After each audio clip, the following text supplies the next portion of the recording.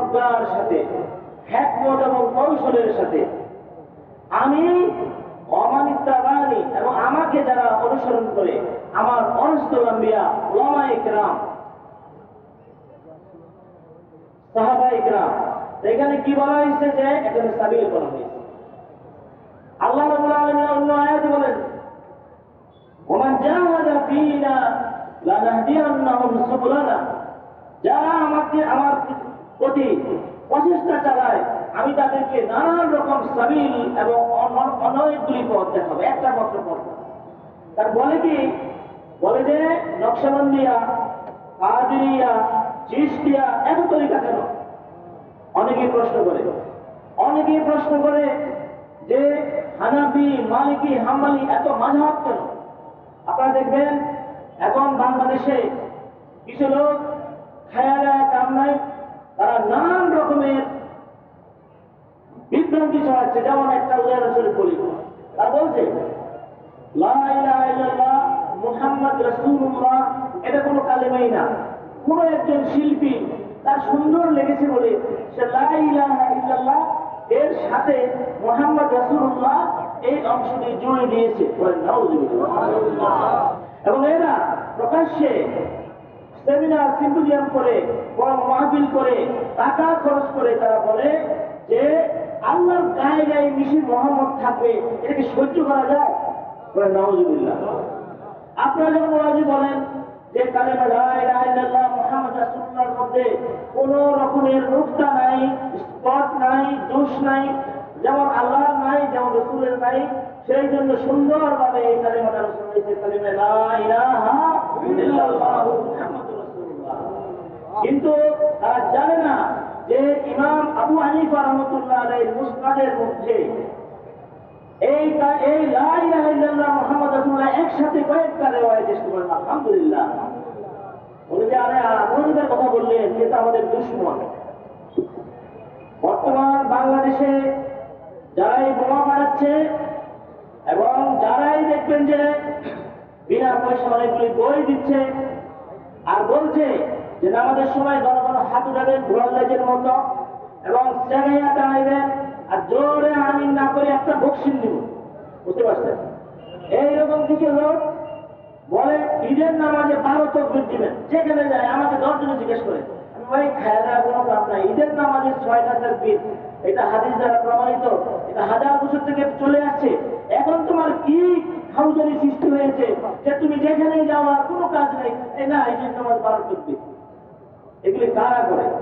এরা করে ওই যে আমি বলেছি কুল হাযিহি সাবিলি, যখন আল্লাহ বলেন যে হে রাসূল আপনি বলুন, কুল, আর আল্লাহ নবীকে বলতে বলে এটা তাদের সহ্য হয় না। দেখেন কোরআন শরীফের একটি আয়াত, আজকে তো তাফসীর মাহফিল, এই জন্য আমি তাফসীরের কিছু কিছু গ্লিম্পস এখানে বলবো। আল্লাহ তাআলা পবিত্র কোরআনের এক জায়গায় বলেছেন কি,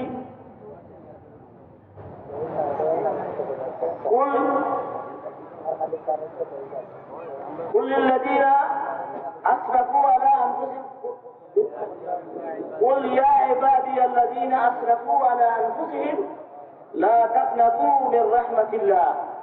মহানবী সাল্লাল্লাহু আলাইহি ওয়াসাল্লাম বলেছেন এই মদিনা এত বিশাল এক প্রদেশ, এটা যদি পুরো স্বর্ণ দিয়ে বানাই দিত তার চেয়েও বেশি খুশি হয়েছে আমি শুধু এই আয়াতটির জন্য।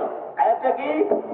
কুল ইয়া ইবাদিয়াল্লাযীনা আসরাফু আলা আনফুসিহিম, বলুন হে নবী আমার বান্দারা যারা তোমরা নিজের নফসের উপর জুলুম করেছো, বাড়াবাড়ি করেছো, অর্থাৎ গুনাহ করেছো, তোমরা নিরাশ হও না। তোমরা কি নিরাশ হও না। এখন সৌদি এমবেসিতে অথবা তাদের দালালেরা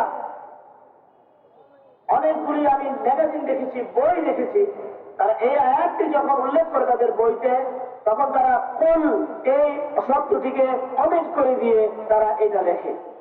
কারণ যদি বলে কুল, তারা চলে যে বলুন, কে বলবে?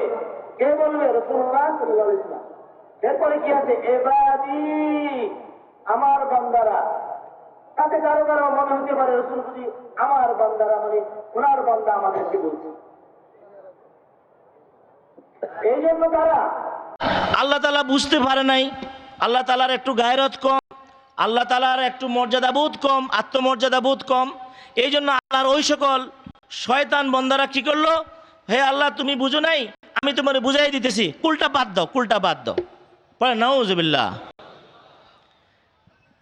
এই ধরনের মুফাসসির বাংলাদেশে যখন বের হয়েছে, যারা আল্লাহর সাথে আল্লাহ রসুলের কাছাকাছি অবস্থান পছন্দ করেন না, যারা পবিত্র কোরআনের মধ্যে যেই সকল আয়াতে আল্লাহ তাআলা উচ্ছ্বসিতভাবে তার প্যারা নবী রাসূল সাল্লাল্লাহু আলাইহি ওয়াসাল্লামের প্রশংসা করেছেন, সেই সকল আয়াত দেখে তাদের বুকে জ্বালা ধরে, এবং যারা সুযোগ পেলেই ইঁদুরের মতো ওই কাগজ কাটে আর কোল বা এই ধরনের শব্দ বাদ দিয়ে, রাসূলের শান মান ইজ্জত বাদ দিয়ে তারা তাফসীর করতে চায়, সেই সকল অপশক্তিকে রুখার জন্য আজকের এই রকম বড় তাফসীরুল কোরআন মাহফিলের দরকার আছে কি না আছে, বলেন তো আছে কি না আছে?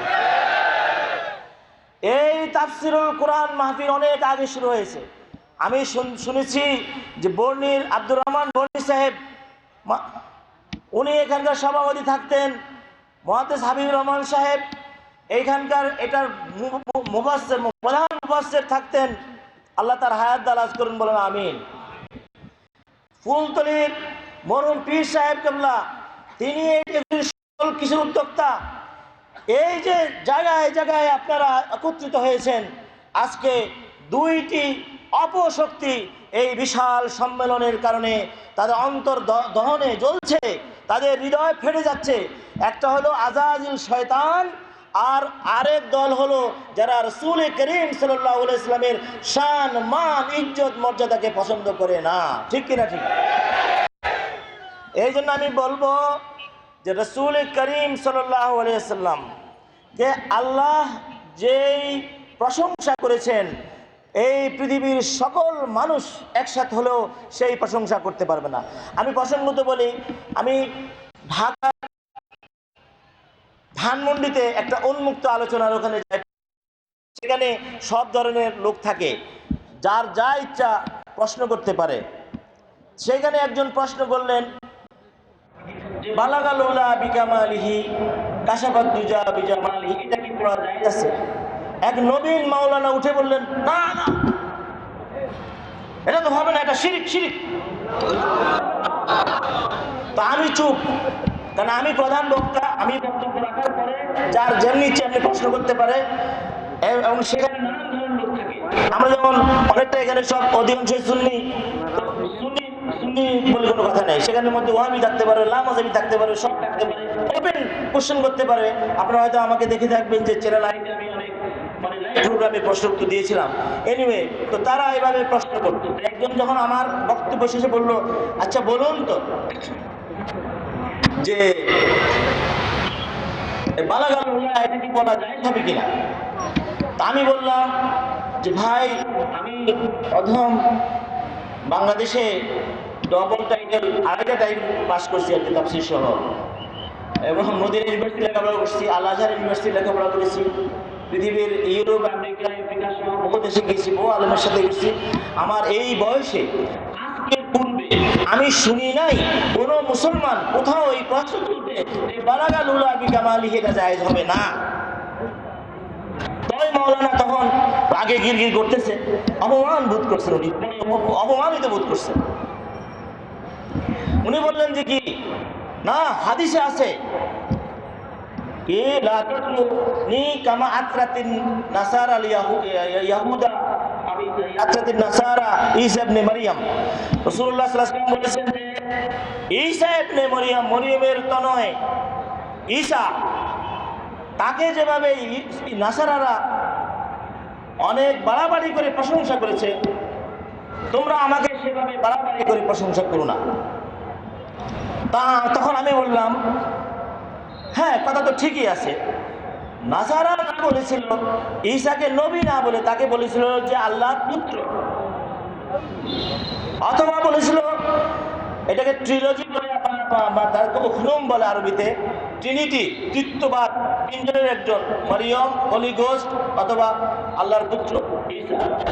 তো আমরা কি কেউ বলেছি যে মুহাম্মদ সাল্লাল্লাহু আলাইহি ওয়াসাল্লাম আল্লাহর পুত্র, আল্লাহর ছোট ভাই, আল্লাহর সহপাঠী, আল্লাহর কলিগ? তো আপনি যে বললেন যে রাসূলুল্লাহ সাল্লাল্লাহু আলাইহি ওয়াসাল্লামকে অত বাড়াবেন না, আপনি এমন একটা কথা বলেন যেটা আপনি বাড়িয়ে বলতে পারেন। বলেন তো দেখি, আপনি এমন একটা প্রশংসা করেন যে প্রশংসা আল্লাহর থেকেও বেশি আপনি বলতে পারেন। পবিত্র কোরআনের একজন একবার তাফসীর কথা করতে বলেছিল যে বলেন তো, আপনি যে বলেন পবিত্র কোরআনের সব জায়গায় রাসূলুল্লাহ বলেন যে কি আলাম, সূরা ফিলের মধ্যে আলাম তারা কাইফা ফাআলা রাব্বুকা, এর ভিতরে কি আছে রাসূলুল্লাহর শান? একজন বলল রাসূলুল্লাহ সাল্লাল্লাহু আলাইহি ওয়াসাল্লাম বলেছে আলাম তারা, আপনি কি দেখেন নাই? ঘটনা করেছে রাসূলুল্লাহ সাল্লাল্লাহু আলাইহি ওয়াসাল্লাম পৃথিবীতে আসার 40 বছর আগে। তাহলে রাসূলুল্লাহ সাল্লাল্লাহু আলাইহি ওয়াসাল্লাম আসার আগে যদি ঘটনা ঘটে, জন্মেরও আগে যদি ঘটনা ঘটে, সেই ঘটনাকে রাসূলুল্লাহ সাল্লাল্লাহু আলাইহি ওয়াসাল্লামকে বলছে কেন যে আপনি কি দেখেন নাই? তাহলে এটা রাসূলুল্লাহ সাল্লাল্লাহু আলাইহি ওয়াসাল্লাম নিশ্চয়ই দেখেছেন, এই জন্যই বলছেন কি দেখেন নাই, নাহলে আল্লাহ কি মিথ্যা কথা বলে? নাউজুবিল্লাহ। তারপরে রাসূল করিম সাল্লাল্লাহু আলাইহি ওয়াসাল্লাম আগমন উপলক্ষে তার আসার জন্য, যেমন আমাদের যদি এখন ওই আমাদের বড় মেহমান আসে, আমরা এখান থেকে নারায়ে তাকবীর দিব, তেমনি রাসূল করিম সাল্লাল্লাহু আলাইহি ওয়াসাল্লামের আগমনের বিলাদতের নারায়ে তাকবীর হিসাবে আর হাতি, একটু আগে নিজামী সাহেব যে ওয়াজ করেছিলেন, এই হাতি সাক্ষ্য দিয়েছে যে এটা রাসূল করিম সাল্লাল্লাহু আলাইহি ওয়াসাল্লামের নূর দাদা আব্দুল মুত্তালিবের পেশানিতে দেখে সেই হাতি পর্যন্ত তার স্বভাবের বিরুদ্ধে গায়া তার বুকের উপর ভর করে মাটিতে শুয়ে পড়েছিল। সুবহানাল্লাহ।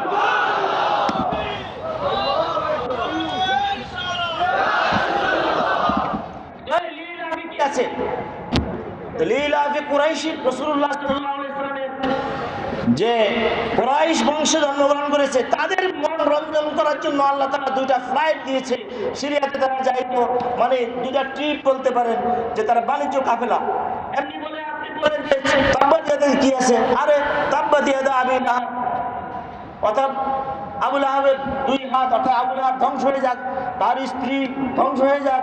এগুলো কেন বলেছে? রাসূলুল্লাহ সাল্লাল্লাহু আলাইহি ওয়াসাল্লামের পথে কাটা দিত, সেই জন্য নাকি? এমনি করে ইযা জাআ রাসূলুল্লাহ, আবু বকর রাদিয়াল্লাহু তাআলা আনহু বলছেন যে রাসূলুল্লাহ সাল্লাল্লাহু আলাইহি ওয়াসাল্লামের নেতৃত্বে যখন বিজয় এসে গেছে, তখন রাসূলুল্লাহর রিসালাত এবং তার যে কাজে আল্লাহ পাঠিয়েছেন সেটা যখন পূর্ণ হয়ে গেছে, এখন তার বিদায়ের আওয়াজ এখানে। মানে এমনি করে প্রত্যেকটি জায়গাতে, প্রত্যেকটি সূরাতে আপনি পাইবেন যে রাসূলুল্লাহ সাল্লাল্লাহু আলাইহি ওয়াসাল্লামের শান এবং মান। আর যারা তথাকথিত রাসূলুল্লাহ সাল্লাল্লাহু আলাইহি ওয়াসাল্লামের মুহাব্বতহীন মুফাসসির কুরআন, তারা সব সময় দেখবেন বেছে বেছে ওই আয়াতগুলি বের করে যেখানে আল্লাহ তাআলা রাসূলুল্লাহ সাল্লাল্লাহু আলাইহি ওয়াসাল্লাম ওয়ার্নিং দিয়েছেন। হয়তো আল্লাহ তাআলা ওয়ার্নিং দিয়েছেন যে আপনি যে বদরের যুদ্ধ থেকে ফিদিয়া নিয়েছেন, এটা তো আমি চাইতাম না, কিন্তু আপনি চাইছেন বলে আমি এটা গ্রহণ করে নিয়েছি, তাহলে শান ভালো না? আল্লাহর নবী একটা কাজ করে ফেললে আল্লাহ বলেন যে আচ্ছা ঠিক আছে, আপনি যখন করছেন আমি গ্রহণ করলাম, তাহলে কি আল্লাহ রাসূলের শান ভালো না? কিন্তু আল্লাহর দুশমনেরা কুরআন শরীফের প্রথম থেকে শেষ পর্যন্ত তারা সব জায়গার মধ্যে তাদের রাসূল করিম সাল্লাল্লাহু আলাইহি ওয়াসাল্লামের মান মর্যাদা কিভাবে ছোট করবে সেটাই তারা চেষ্টা করছে। যাই হোক ভাইরা আমার, আমি আরেকটি কথা বলে আমার মূল বক্তব্যে যাচ্ছি। তাফসীরুল কুরআন মাহফিল যখন বলে, দেখুন আজকে অনেক মাওলানা আছেন কিন্তু তারা কিন্তু লেখার সুযোগ পান না, কিন্তু আমি অত্যন্ত শ্রদ্ধার সাথে স্মরণ করব যে আল্লামা ফুলতুলি রহমতুল্লাহ আলাইহি, তিনি কিন্তু তাফসীরুল কুরআন লিখেছেন। আজকের মতো কম্পিউটারের সুবিধা নাই, আজকের মতো টাকা পয়সার ছড়াছড়ি নাই, আজকের মতো যোগাযোগের ব্যবস্থা নাই। সেই সময় কিতাব ঘেটে ঘেটে উনি তাফসীর লেখে এটাকে আবার ছাপিয়ে এটা আপনাদের কাছে পৌঁছে দেওয়াটা বিশাল এক কারামত ছিল। সুবহানাল্লাহ। কারামতের কথা যখন উঠলে আমি বলবো যে অনেক সময় আমরা দেখি যে কোনো একটি গাছের নিচে একজন বসে আছে, তার বিশাল বিশাল মুষ অথবা দাঁড়িয়ে আছে, চক্ষু বন্ধ করে আছে, খায় না খায়, খাইলেও দাঁড়িয়ে মুষের মধ্যে লেগে থাকে। এরকম লোক আমরা দেখি না অনেক সময়। আর অনেক সময় ভাবি হয়তো এই মরা গাছের শাক মিলবে, 12 বছর উনি সাধনা করলে, উনি হয়তো সাধনার ভিতরে আছে, মজদুর, শরীয়তের কোনো বিষয়ের উপর বর্তায় না, যেহেতু তার আকল লেখন সলেম না। কিন্তু সত্যিকার আল্লাহর ওলিগণের দিকে একটু তাকান। সুদীর্ঘ জীবনে মাদ্রাসা প্রতিষ্ঠা করে, খানকা প্রতিষ্ঠা করে, হাজার হাজার লাখো লাখো ছাত্রকে তালিম দিয়ে এই সকল যে কোরআনকে সহি শুদ্ধভাবে পড়ার যে কেরাতের স্কুল খুলে আল্লামা ফুলতুলি যে বিশাল সামনে যুগের পর যুগ, সে কি রইসুল আউলিয়া নয়, যিনি কি কুতুব নয়? আপনারা কি বলেন?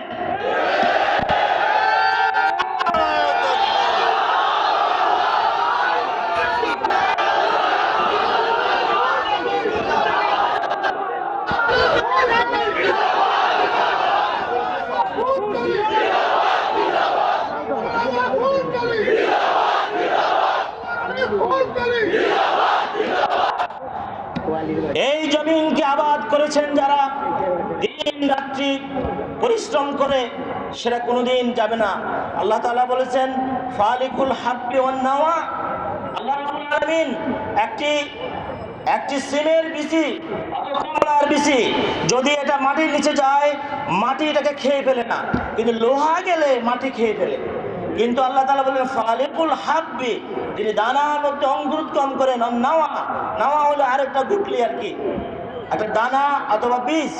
এইখান থেকে আল্লাহ তাআলা মাটির মধ্যে লালন করেন, সেখান থেকে অঙ্কুর হয়, গাছ হয়, পত্রপল্লব হয়, ফুল হয়, সেখান থেকে ফল হয়, সেই ফল থেকে পাখি খায়, মানুষ খায়, খাইতে খাইতে তারপরে আবার ওখান থেকে গাছ হয়। তেমনি করে আল্লামা ফুলতুলি যে তেলাওয়াতুল কোরআনের যে মিশন করেছেন, আমি সেই ব্রিটেন গিয়েছি, হাডসন নদীর তীরে আমি হাঁটতে গেলাম, এক লোক পেলাম যে বাড়ি সিলেট, আরেক লোকটা আমি একবার পেলাম একটা রেস্টুরেন্টে, তার বাড়ি ঢাকার ওদিকে, এবং তার সাথে এক বন্ধু কাজ করে, তার বাড়ি সিলেট। কখনো বিয়ানি বাজার, কখনো মৌলভী বাজার, কখনো হলো আপনার স্নাতক। বললাম যে ভাই আপনি কি আয়াতুল কুরসি জানেন? তো আমি আয়াতুল কুরসি জানি। তো আপনি কিভাবে জানেন? তো আমি ছোটবেলায় আল্লামা ফুলতুলির ওই কেরাত স্কুলে পড়ছিলাম। সুবহানাল্লাহ।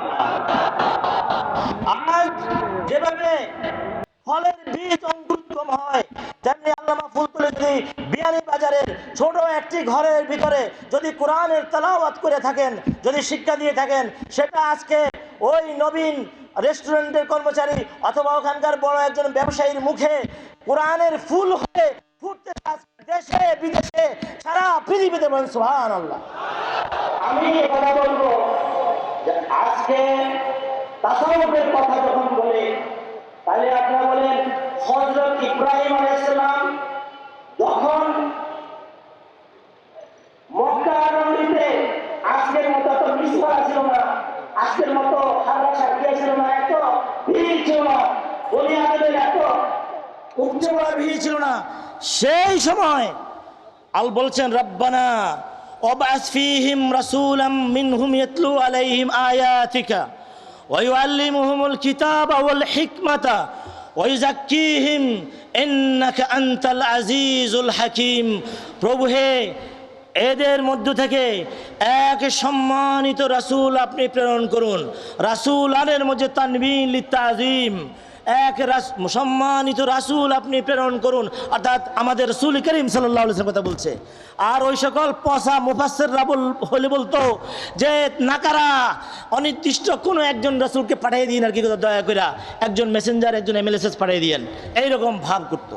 বাট হযরত ইব্রাহিম আলাইহিস সালাম বলছেন কি রাসূলান, এক মহান সম্মানিত রাসূলকে পাঠিয়ে দিবেন, যিনি তেলাওয়াত করবেন কোরআন, যে তেলাওয়াত আমরা এখন করছি সকাল সন্ধ্যায় নামাজে, এবং যারা শিক্ষা দিবেন কিতাব, এই কিতাব কেবল পবিত্র কোরআন নয়, কোরআন শিক্ষা দিবেন, কোরআন থেকে যত উলুম ও ফুনুন আসবে, তাফসীর হাদিস সব কিছু শিক্ষা দেওয়া হবে। এবং এই প্রসঙ্গে আমি বলি যে আজ যখন বলে মান্তিক চিনেন চিনি, হিকমত চিনেন চিনি, নাহু চিনেন, সারফ চিনেন, এগুলি চিনেন চিনি, যখন বলে তাহলে এগুলি কি রাসূলুল্লাহর জামানায় নাহু বলতে কিছু ছিল না, তাহলে তরিকত চিনেন? না চিনি না। তরিকত চিনেন? না আমি চিনি না। যদি নাহু সারফ মান্তিক হিকমত যদি ব্যবসা MBA কোর্স এগুলি যদি রাসূলুল্লাহ আমলে না থাকেও আজকে কঠিন বাস্তবতা হয়ে থাকে, তাহলে তরিকত কেন থাকবে না? তরিকত থাকতে পারে কি পারে না? তাহলে এবং বলছেন কি ওয়াল হিকমাতা, কৌশল, বিজ্ঞান, প্রযুক্তি, অয়ুজাক্কিহিম, এই শব্দের মধ্যে আমি এমফাসিস করছি, স্ট্রেস দিচ্ছি। অয়ুজাক্কিহিম, যে তাজকিয়া, আত্মার পরিশুদ্ধি ঘটাবেন। এই আত্মার পরিশুদ্ধি ঘটাবার জন্য আমাদের আউলিয়া কিরাম তরিকতের যে উন্মেষ ঘটিয়েছেন, এরা বলে এটা বিদআত। তা আমি বললাম, বিদআত কাকে বলে তোমরা জানো না? তোমরা হাদিস চুরি করো,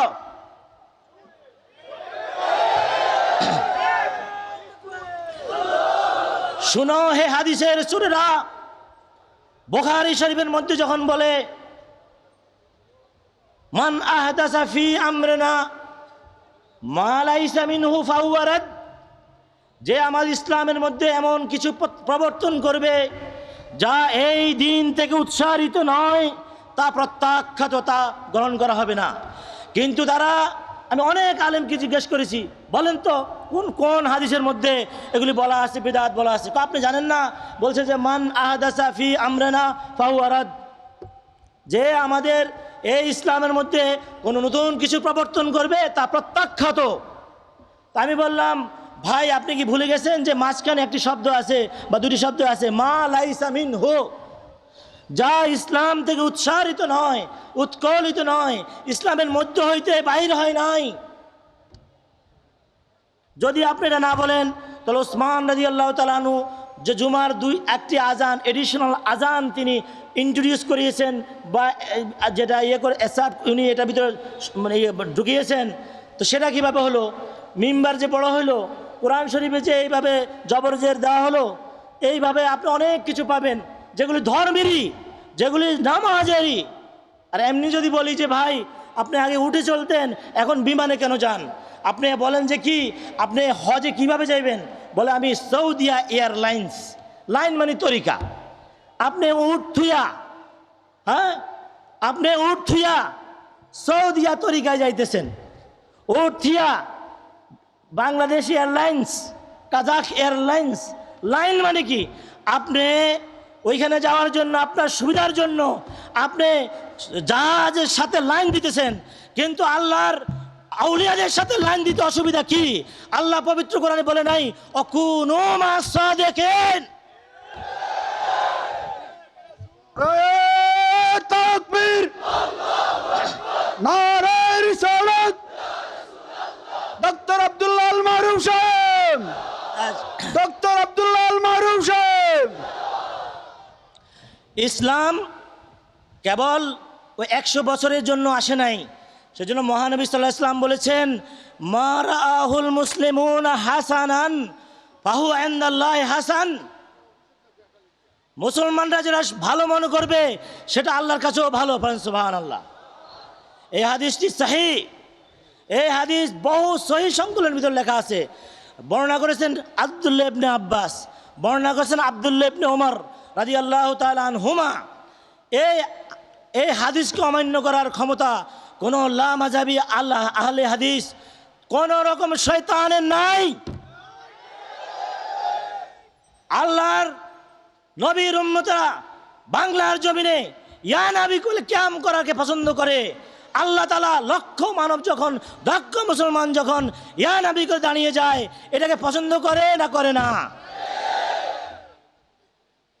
বড় মিয়া সাহেব আসলে দাঁড়িয়ে যায়, টিচার আসলে দাঁড়িয়ে যায়, এমপি সাহেব আসলে দাঁড়িয়ে যায় না? দাঁড়িয়ে যাওয়া ভালো, কিন্তু আমার রসুলের জন্য দাঁড়াইলে তার প্রবলেম হয়। বলে রসুল যেখানে আসে এটা কোনো প্রমাণ দেখাতে পারবা? আমি বললাম যে আসে, এটা তো বলছে তোমার আমার 14 গোষ্ঠীরও বাপের সমান। আল্লামা জালালউদ্দিন সুয়ুতি ওনার মতন লোকেরা বলে গেছে। আমি তো এত বড় নই, আমি তোমার একখানা হাদিস শুনাই। বুখারী, মুসলিম এমনি করে বহু বড় বড় হাদিসের কিতাব, কালে সিহাসের তা 6টা কিতাব নাই। সিহাসের যদি আপনি বলেন ইমাম মালিকের মুয়াত্তা কোথায় রাখবেন? ওটা তো 7ম নম্বরে পড়ে যায়। যে ইমাম মালিকের মুয়াত্তাটা তাদের ফেকারও কিতাব এবং তাদের হাদিসেরও কিতাব, আফ্রিকা মহাদেশ জুড়ে এটা সবাই মানছে এবং এশিয়ারও অনেক জায়গায় ইন্দোনেশিয়া মালয়েশিয়া মানছে। এমনি করে বহু হাদিসের কিতাব আছে, এটা লম্বা আলোচনা। হাদিসের রাওয়ায়াতে বলছে রাসূলুল্লাহ সাল্লাল্লাহু আলাইহি ওয়াসাল্লাম বলেছেন যে উতিতু খামসান লাম ইউতাহুন্না, মানে আমাকে দেওয়া হয়েছে 5টি জিনিস, লাম ইউতা মিসলুহুন্না আহাদাম মিনাল আম্বিয়া, অন্য কোনো নবীকে ওই জিনিস 5টা দেওয়া হয় নাই। যদি অন্যান্য রাওয়ায়াত মিলালে দেখা যাবে হাজার হাজার জিনিস আমার রাসূল করিম সাল্লাল্লাহু আলাইহি ওয়াসাল্লামকে দেওয়া হয়েছে যা তার আগে কোনো নবীকেই দেওয়া হয় নাই। এই রাওয়ায়াতে আছে 5টা। 5টার ভিতরে একটার কথা বলবো যেহেতু সময় কম। নুসিরতু বিল রু'বি মাসিরাতা শাহর। এখানে অনেক টাইটেল পাস আলেম আছেন যারা বুখারী পড়েছেন। আমি 1981 সালে কামেল পাশ করছি, 1982 সালে কামেল পরীক্ষার্থীদেরকে বুখারী পড়িয়েছি। আমি বলি এই সহিহ রাওয়ায়াতের মধ্যে বলা হয়েছে যে রাসূল করিম সাল্লাল্লাহু আলাইহি ওয়াসাল্লাম নিজ মুখে বলেছেন যে আমি 1 মাসের পথ দূরে থাকতেই কাফের আমার শত্রুদের মনে ত্রাসের সঞ্চার করি। বলেন সুবহানাল্লাহ। রাসূলুল্লাহ যদি হিজাজে মদিনায় রোম পারস্যের সম্রাটরা তার 1 মাসের পথ দূরে থাকতেই তাদের বুকের মধ্যে থরথর করে কাঁপুনি এসে যায়। আজ তখন ছিল 1 মাসের পথ কত? 480 মাইল, 1 মাসে 480 মাইল যাইতো। এখন ইলেকট্রনিক্স জমানা, এখন 1 সেকেন্ডে হিসাব করেন এবং তারপরও হিসাব করেন। এইভাবে হিসাব করতে যদি আপনি এই গ্রহ তারা নক্ষত্র ফালায়া আরও দূরে যায়, যদি কোনো শয়তান থাকে তার ভিতরেও কিন্তু এই ত্রাসের সঞ্চার হয়। তো আমার রাসূল যদি একজন কাফের শত্রুর মনে 1 মাসের পথ দূরে থাকতে মনের মধ্যে ত্রাসের সঞ্চার করতে পারেন, তাহলে আমার রাসূল কেন আশিকে রাসূলের মনের ভিতর মহব্বতের ঝড় তুফান সৃষ্টি করতে পারবেন না, যে ঝড় তুফানের জন্য তারা দাঁড়িয়ে যাবে। তাকবীর। আশিকে রাসূল আল্লামা ডক্টর আব্দুল্লাহ আল মারুফ সাহেব, নারায়ে রিসালাত। তাফসীরুল কোরআন পরিষদ বিয়ানীবাজারবাসীর পক্ষ থেকে নারায়ে তাকবীর। ডক্টর আব্দুল্লাহ আল মারুফ সাহেব। আমি মনের আবেগে কথা বলতে চাচ্ছি, যদি আমার একটু পরে আরেকটা দায়িত্ব আছে, সেটা হলো আমাদের সম্মানিত মেহমানদের বক্তব্য তর্জমা করা। সেই জন্য গলাকে একটু রেস্ট দেওয়ার জন্য বলবো আল্লাহুম্মা সাল্লি আলা।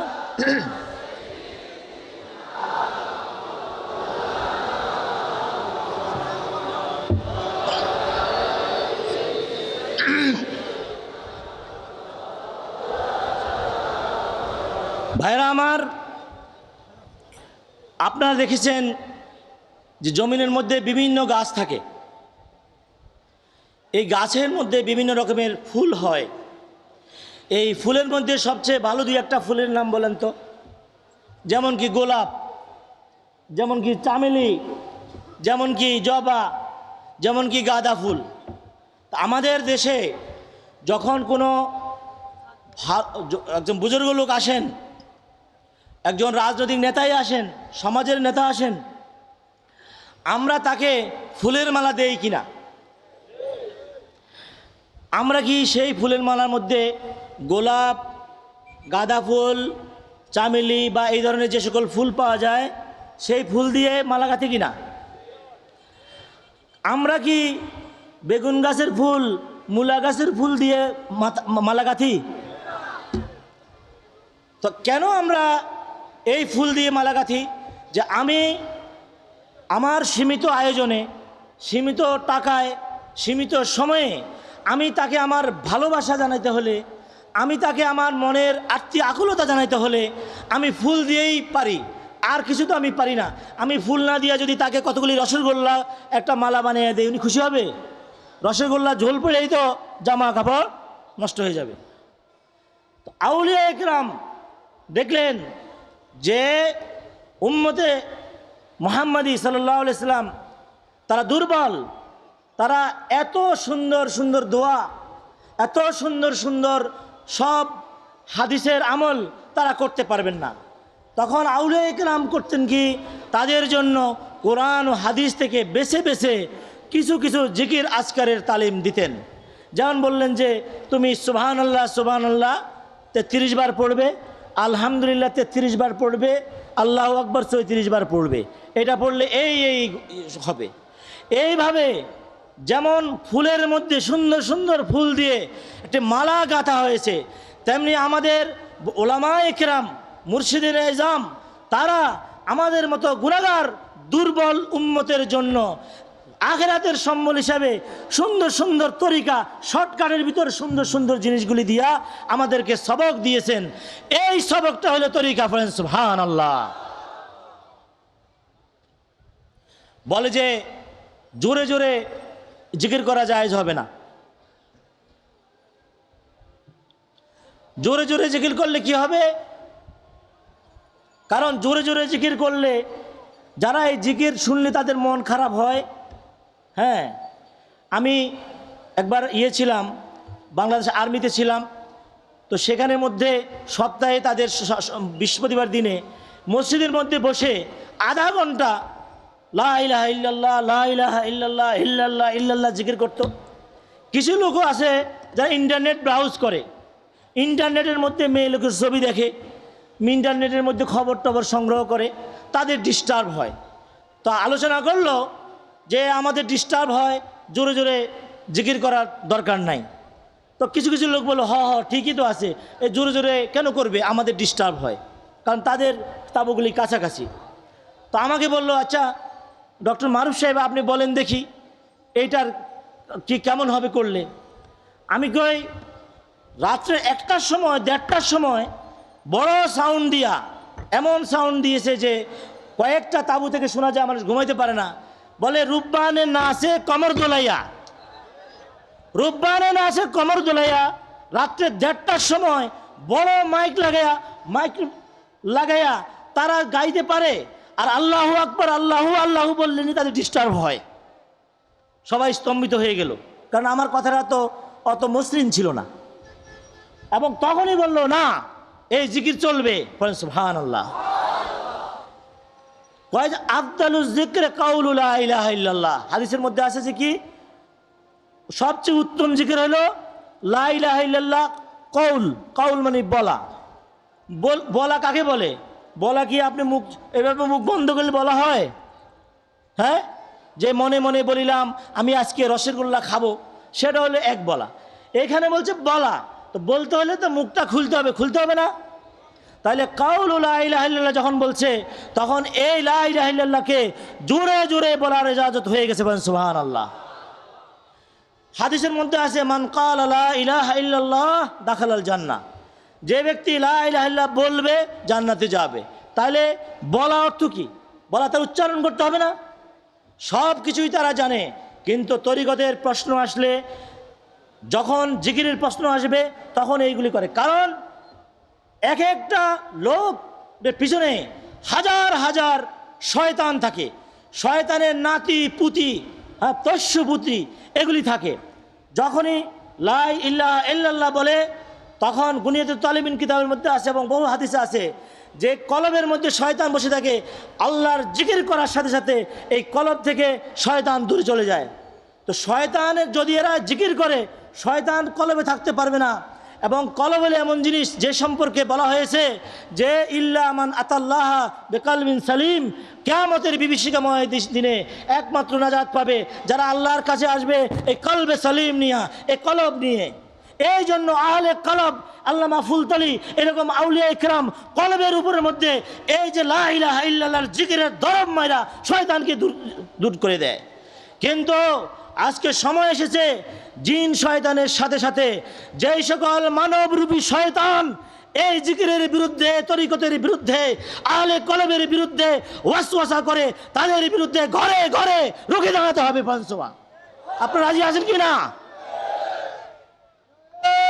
তাকবীর! বাঁচাও ইমান, বাঁচাও দেশ, সাহেব কিবলার নির্দেশ, সাহেব কিবলার নির্দেশ। বাঁচাও ইমান বাঁচাও দেশ, সব কিবলার নির্দেশ। ভাইরা আমার, আজ তাফসিরুল কোরআন মাহফিল, এই তাফসিরুল কোরআনকে আপনারা প্রত্যেক ইউনিয়নে, যে উপজেলা তো আছে, ইউনিয়নে ইউনিয়নে এবং ঘরে যে বিভিন্ন জায়গায় ছড়িয়ে দেন, কারণ যুগে যুগে কোরআনুল কারীমের তাফসির আমাদের সামনে উদ্ঘাটিত হতে থাকবে। আমি দেখেছি অনেক কোরআনের শরীফের মধ্যে লেখা আছে কি, যেমন কোরআন শরীফে একটা আয়াত আমি বলবো আপনাদের জানার জন্য যে তাফসিরুল কোরআন কেন দরকার, তারপরে আমি আবার তরিকতের এইখানে আসবো। আপনারা কোরআন, অনেক হাফেজে কোরআন আছেন, কোরআন শরীফে একটা আয়াত আছে না, ওয়াসসামাই জাতিল রাজে, ওয়াসসামাই জাতির রাজে ওয়াল আরদে জাতিস সাদে, অথবা ওয়াল আরদে জাতিস সাদে, ওনা ওয়াসসামাই জাতির রাজে ওয়াল আরদে জাতিস সাদে। বড় বড় কোরআন শরীফের অনুবাদের মধ্যে লেখা আছে কি, ওয়াসসামাই জাতির রাজে অর্থ কি, আসমান থেকে বৃষ্টি হয়, ওয়াল আরদে জাতিস সাদে জমিন হলো সেখান থেকে ফাইরা বিভিন্ন রকমের উদ্ভিদ গাছগাছালি হয়। এই তাফসীর একদম গলত, যদি এটা শত শত বছর থেকে চলে আসছে। ওয়াসসামাই জাতির রাজে অর্থ আসমানের মধ্যে, রাজে অর্থ ঘুরে ঘুরে আসা, আসমানে যা আছে সব ঘূর্ণনশীল, বলেন সুবহানাল্লাহ। কুল্লুন ফি ফালাকিন ইয়াসবাহুন, যা কিছু এই নবমণ্ডলে আছে সব কিছু সাঁতার কাটে। এই যে কোরআন শরীফের মধ্যে ৬,৬৬৬ আয়াত, মতান্তরে ৬,৬০০ একটু কম আছে আর কি, কয়েকটি আয়াত কম আছে। এই আয়াতের ভিতরে ৫০০টি আয়াতের মধ্যে কেবল আহকাম, নির্দেশ আছে, হালাল হারাম, করো না। আর বাকি আয়াতগুলির ভিতরে দেখবেন বিজ্ঞান, জ্যোতির্বিজ্ঞান, বিজ্ঞানের নানা শাখা। আমি ছোট একটা কিতাব লিখেছি, সেই কিতাবের মধ্যে আমি লিখেছি যে পৃথিবী যে গোল, এটা কোরআন শরীফের আয়াতের মধ্যে দিয়ে প্রমাণিত আছে। পৃথিবী যে ঘুরে, এটা কোরআন শরীফের আয়াতের মধ্যে আছে। পৃথিবীর এমনি করে যে মধ্যাকর্ষণ শক্তি, যে তা পৃথিবী কোরআন শরীফের মধ্যে আছে। এমনি করে রসায়ন বিদ্যা, পদার্থবিদ্যা সব কোরআন শরীফের মধ্যে। আমি সংক্ষেপে সংক্ষেপে সবগুলো লিখেছি। এবং অল আরদে জাতিস সাদে, সংক্ষেপে বলছি। আপনারা দেখবেন পৃথিবীর একটা ম্যাপ সামনে নেন, যারা একটু শিক্ষিত, দেখবেন যে এশিয়া থেকে আফ্রিকা মহাদেশ এভাবে একটা কোনাকুনি হয়ে আছে। মনে হয় দড়ি দিয়া যদি বাইরা আপনারা বিয়ানীবাজির থেকে টানেন, তো আস্তে আস্তে ওই আফ্রিকা মহাদেশটা পুরা খাপে খাপে মিলে যাবে এশিয়ার সাথে। কেমন ভাইয়েরা, আপনারা দেখছেন না? এক সময় এই পৃথিবী মিলানো ছিল, আস্তে আস্তে এটা সরে যাচ্ছে। বিজ্ঞানীরা বলে যে আজও এই যে অস্ট্রেলিয়া সরে গেছে, একসময় ইন্ডিয়ার সাথে জড়িত ছিল। তাহলে আজকে যে বিজ্ঞানের আবিষ্কারের ফলে যে আমাদের কোরআন শরীফের বিভিন্ন আয়াত, যেমন অসসামাই জাতিল বুরুজ, বুরুজ অর্থ কি, অসসামাই ও তারেক অর্থ কি, অনাজমেদা হাওয়া, শপথ তারকার, এই সকল যে বিভিন্ন বিজ্ঞানের বিভিন্ন শাখার মধ্যে এই যে বিজ্ঞানের কথাগুলি লেখা আছে, আজকের তাফসিরুল কোরআন মাহফিলে এই জিনিসগুলি আমাদের নতুন করে মানুষের কাছে বলতে হবে। কারণ যেভাবে আল্ট্রাসোনোগ্রাম করা হয়, বাচ্চা হলে বাচ্চা নড়ে কি না, এটা পুরুষ নাকি মেয়ে, পুত্র সন্তান না কন্যা সন্তান দেখার, এই জিনিসগুলি পবিত্র কোরআনে আগেই বলা আছে। এমব্রায়োলজি বা ভ্রূণতত্ত্ব, যেটা চিকিৎসা বিজ্ঞানের সর্বশেষ শাখা, তার দ্বারা প্রমাণিত। যাই আমি এই বিজ্ঞানের কথা বলার উদ্দেশ্য হলো এই যে তাফসীরুল কোরআন যতদিন চলবে, মানুষ এই নতুন যুগে যুগোপযোগী অনেক ধারণা পাবে। আপনারা যখন শুনেন যে সুলাইমান আলাইহিস সালামের সেই সিংহাসন চোখের পলকে নিয়ে আসা হয়েছিল কি না? আচ্ছা, যদি ওই সময় বলা হতো যে আপনাদের যে মোবাইল ফোন আছে, সেই মোবাইল ফোন দিয়ে আপনারা কথা বলতে পারবেন, কেউ বিশ্বাস করতো না। তো আজকে যুগ উপযোগী তাফসীর করার জন্য আজকে আমরা আসব, সেইখানে আমাদের রাসূল করিম সাল্লাল্লাহু আলাইহি ওয়াসাল্লামের শান মান এবং তরিকাত, তাসাউফ, তাজকিয়া, এই সব কিছুকে আমাদের ধারণ করে আমরা পাক্কা উম্মত হব। এবং রাসূল করিম সাল্লাল্লাহু আলাইহি ওয়াসাল্লাম কাল কিয়ামতের মাঠে আমাদের দ্বারা যাতে তারা গর্ববোধ করতে পারে, ফখর করতে পারে, সেই ধরনের উম্মত হওয়ার জন্য আমরা প্রস্তুতি নিব। আল্লাহ আমাদের সবাইকে সেই তৌফিক দেখ।